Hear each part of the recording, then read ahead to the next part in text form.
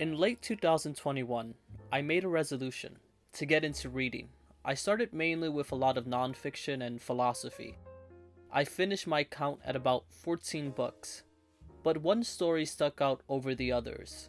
It was Charlie Kaufman's Antkind, which I started listening to as an audiobook, and due to the length of the story, which is over 700 pages, the book followed me for months. The decision was a result of watching and enjoying many of Charlie Kaufman's films, my favorite being Synecdoche, New York, and Anomalisa. I am by no means an expert, and by no means can I say my opinion reflects the majority. For instance, I'm currently playing Mass Effect Andromeda, and I'm actually enjoying it, and my favorite film is Requiem for a Dream. My point is, the reason I created this channel is to journal my own thoughts, not to convince anyone to do something based on the fact that I enjoy it. But if you are a fan of absurdist humor and Charlie Kaufman films, then I implore you to read this book. I want to share my favorite monologue from the book, which I immediately resonated with, and it really was able to open my mind. The footage I chose will feature New York as it parallels our character in his own journey. I guess I should start with context. Antkind follows a character named B. Rosenberg, who according to The Guardian is a film critic in his late 50s, who in time-honored style is a pathetic, pompous loser. B is painfully progressive in his attitudes, especially in his obsessive use of the non-binary pronoun thon, but manages to be artlessly offensive about everyone. I cannot stress this enough, but the audiobook is worth it. I have yet to hear such an amazing performance as Fred Berman, and he is single-handedly the reason I recommend the audiobook. He does a great job at understanding and performing the character in a natural and realistic way. The main protagonist is not written to be likable, but if you are familiar with many of Kaufman's work, his films have a lot of nuances, and in my opinion, that's why I love his work. It adds a layer of authenticity in which, despite us not necessarily liking our protagonist, we can believe in the world around him. We can be engaged to see how he turns out. And when an absurd thing arouses, such as B. Rosenberger having to sit on someone's lap because that's the station's policy when it's at capacity, it's funny. It's funny in a way that is difficult to just implement in another form. Comedy is a huge part of the story, and I'll elaborate more in a future video. Early in the story, B meets a man named Ingo, an elderly black gentleman who has created the longest film, which takes 3 months to watch under a strict viewing schedule, bathroom breaks included. In addition, nobody has ever seen the film. All of this, and true to his character, strikes B's interest. During the viewing, Ingo dies. This leads to our protagonist attempting to share the film, despite it being against what Ingo wanted. During his journey, the film is destroyed in a fire. B becomes so obsessed with the film, and that's the inciting incident for most of the book. Like I mentioned, it's a great read and or listen to. I wandered the streets of New York, barely recognizing this place I have for so long called home. This once living, messy, broken, sick, dirty, creative metropolis, teeming with dreamers and grifters, hopheads and whores, has been transformed into a tourist park, an unaffordable, greedy mecca for the moneyed and the rube. The city's essential theater corrupted beyond recognition. A bloated, fetid corpse dressed in spangles, its only value as a facile money grab. Let's dance for the yokels in from Kansas. Let's pretend there is still such a thing as a soul. Let's pretend we are not the dead entertaining the dead. Everything is money now. It's the only thing we understand. Everything is money now. It's the only thing we understand. As a third-generation New Yorker, I've seen many of the city's changes firsthand. I don't think it's unique to New York, this sort of bastardization of certain places. In Paris, we hold a baguette and pose in front of the Eiffel Tower in a benign representation of a place. Everything is money now. I worked in Hell's Kitchen for a while, about 8 years in total, and seeing Broadway disintegrate into a meaningless monolith where shows care more about spreading a message as opposed to telling a story. In Antkind, Kaufman dedicates a chapter to Disney World, and the guests in the park are not described favorably. As someone who makes an annual trip to the park, I see what he is describing. It's almost as though we are entranced into an idea rather than a location.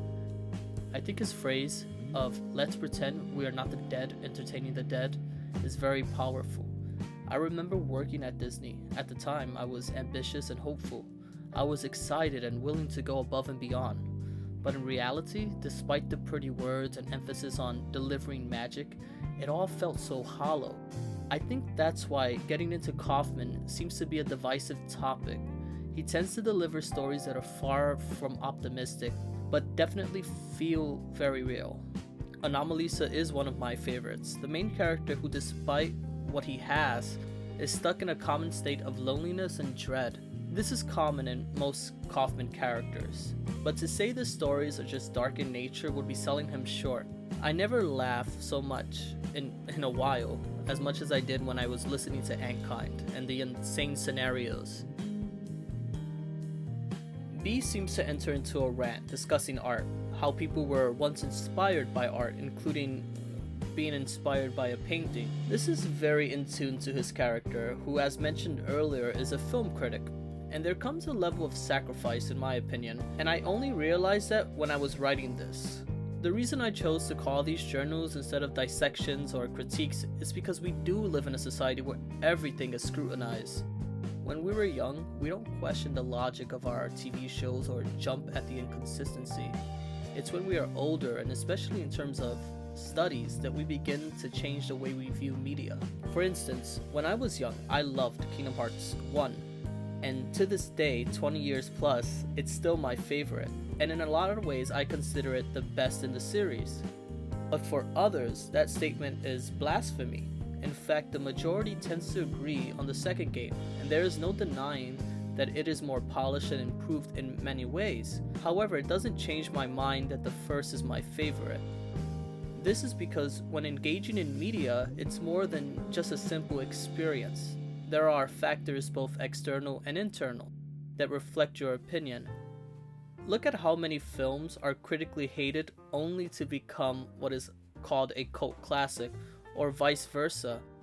Films that make a bunch of money but are really bland in nature. It's a shame that the reviewing of art has become so monetized. For B, this one film by Ingo transcends that, because to him, there is nothing else like it.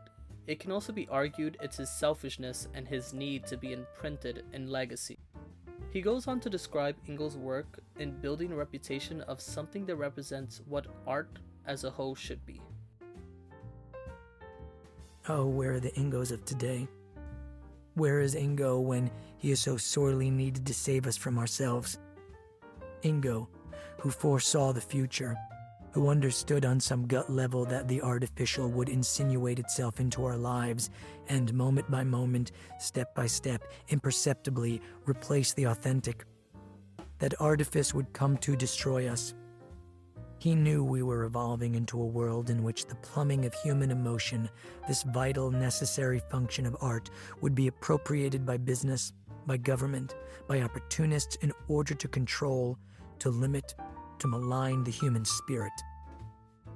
We are children of media. Even before the internet day, our society has found solace in escapism.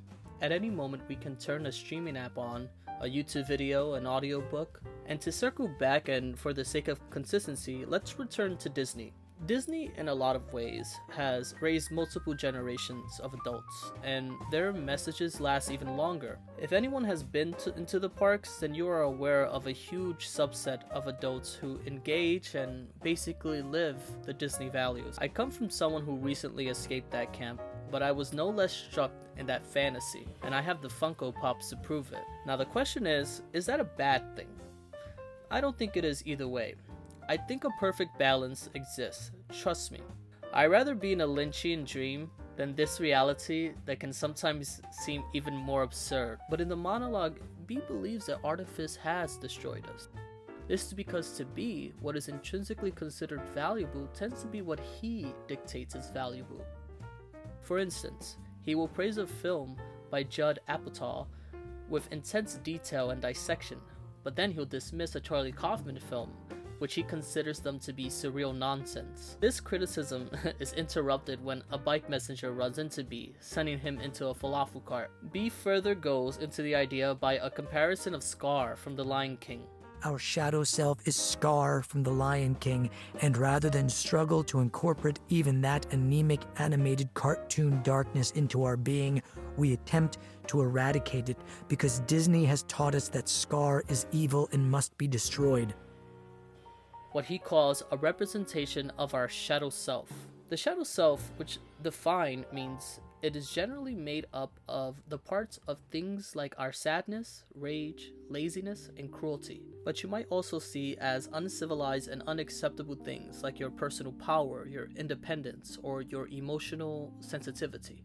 And this was made popular by Carl Jung. Now, there is a mental health blog that talks about the benefits of discovering your shadow self. I will link it in the description, but a few benefits is boundary setting, personal power, and emotional fluency. This segues into a seemingly optimistic message and ends with despair. But in this wasteland in which we find ourselves wandering, in which our faith is continuously tested, in which the manna from heaven seems to be absurdity, in which the de rigueur mode of existence is jockeying for position, in which the only hope for fame for most is announcing themselves to the world as victims, I find myself hopeful. If we can only say no, no to the games we are being bullied into playing, no to the aspirations we are told to have, no to the dreams we are told to dream, then maybe we can find one another in simplicity and truth before it is too late. B has lost his ability to reason. Even now, in our modern society, it is difficult to find a middle ground. We avoid arguing because it typically leads to nowhere, or anger that turns into insults.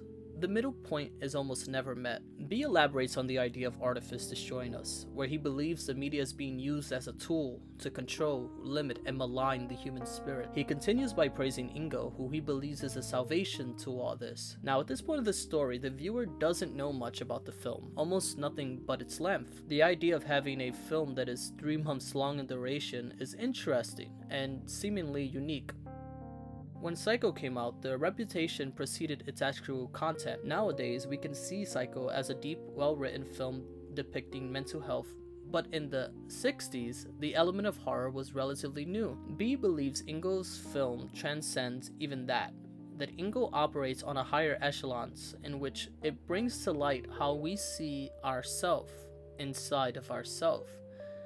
I argue this is a huge reason Kaufman decided to take the literary route. It tends to open the imagination to the reader. B's relationship with Ingo is strange. He seems to lack a genuine respect for the man until he sees a way to capitalize on him. I don't think I've ever encountered a man who writes anxiety and shows it as well as Kaufman. In Schenectady, New York, we see it in our protagonist and his continued obsession with his health. Was it the bump to the head? No.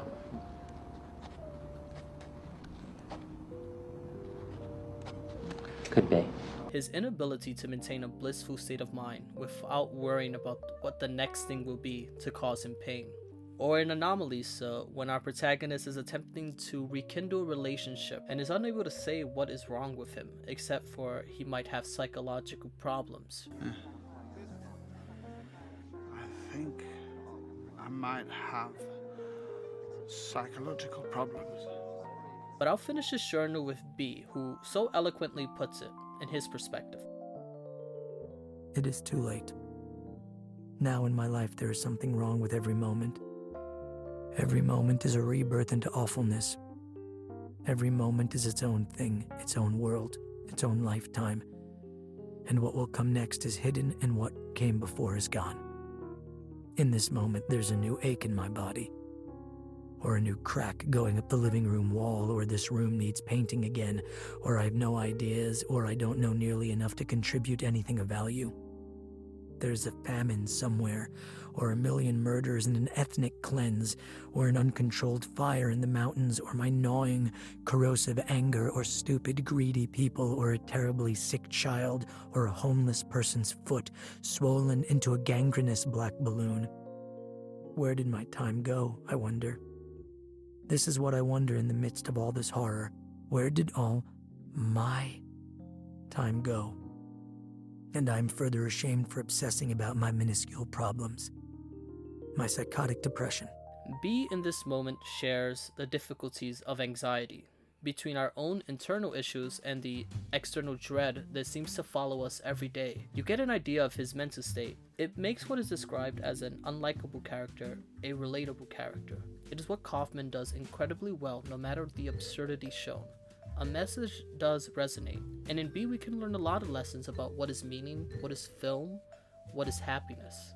So this concludes my journal on this part of Antkind. I'm not sure how long the video is, considering the actual text is only 2.5 pages. This is not an analysis, as most of this comes from my interpretation and what I gather from Kaufman's previous work. I hope this engages people, and I want to hear about other ideas, and I do plan on making more Kaufman related videos in the future. So thank you all, and have a good night.